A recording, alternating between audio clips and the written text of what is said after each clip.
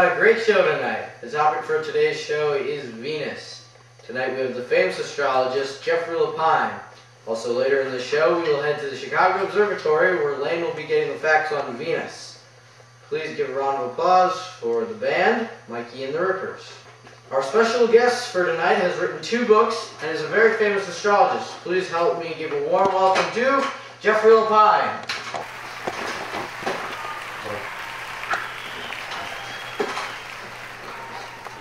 So, this is your first time on the show. Tell us about yourself.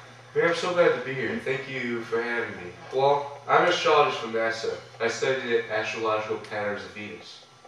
Interesting. So, why did you study Venus? Well, it all started in 9th grade when I learned about astrology, so I was hooked. Well, what's so great about Venus? It's a very interesting planet. Venus has a very unordinary atmosphere. It's made up of carbon dioxide, nitrogen, and sulfuric acid.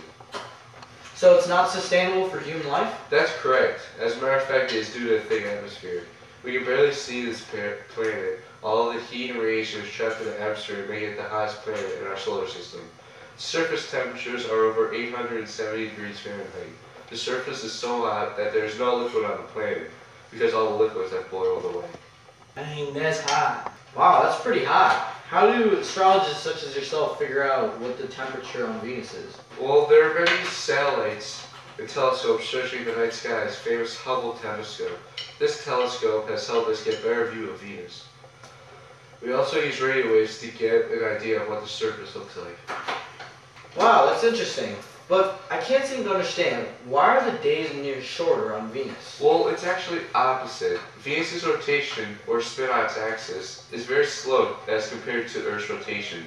Venus is on a retrograde rotation, which means it spins in an opposite direction. It takes 243 Earth days for Venus to complete one rotation. As for the revolution, or the rotation around the Sun, it takes 225 days to completely circle the Sun. So Venus travels faster around the Sun than the Earth because, as shown in Kepler's third law, Venus's semi-major axis is smaller than Earth's, making the orbit faster.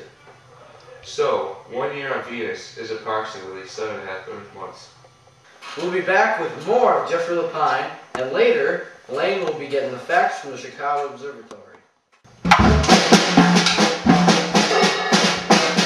Load drums. The drums they use on Venus.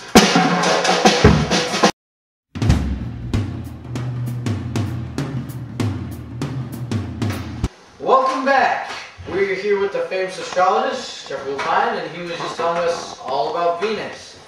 And now we're going to head to the Chicago Observatory, where Layne Menter is going to get all the facts. Hey, it's Layne Menter and I'm at the Chicago Observatory. I'm here getting the facts on Venus. I've learned so much.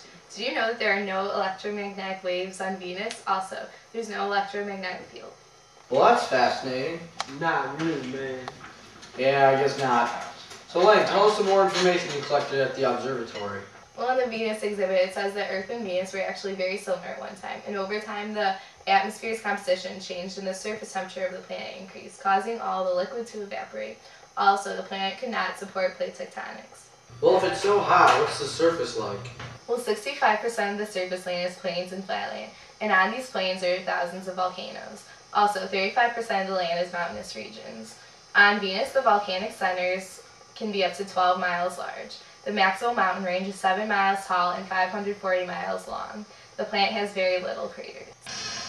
Wait, does that mean you can fly? Sorry, you cannot fly on Venus because the mass of Venus is about 4/5 of the mass of the Earth. Even though you can't fly, you will weigh a lot lighter. If you weigh 100 pounds on Earth, you'll weigh 88 pounds on Venus. So why is Venus's year shorter? Well, Venus has a diameter of 7,520 miles, and the diameter of Earth is 7,926 miles. They are very close to the same size. Well, I think you've been there for a little too long, Layne. I agree, that's impressive for one day at the observatory. Well, that's all the time we have for today. Thank you, Layne and Jeff, for joining us. See you next time on Late Night with Arsaleno.